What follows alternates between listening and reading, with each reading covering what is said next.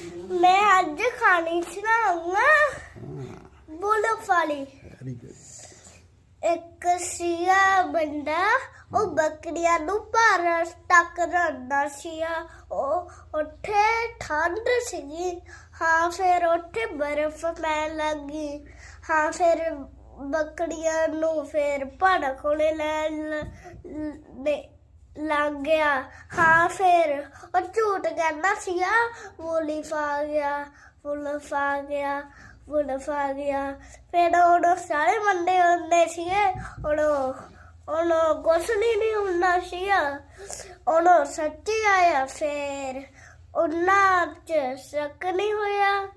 ਹਾਂ ਫਿਰ ਉਹ ਬੱਕਰੀਆਂ ਨੂੰ ਖਾ ਗਿਆ। ਫਿਰ ਤਾਈ ਕਹਿੰਦੇ ਹੁੰਦੇ ਆ ਫਿਰ ਝੂਠ ਨਾ ਕਿਹਾ ਕਰੋ ਫਿਰ ਉਵੇਂ ਨਾ ਹੁੰਦਾ। Thank you. Thank you.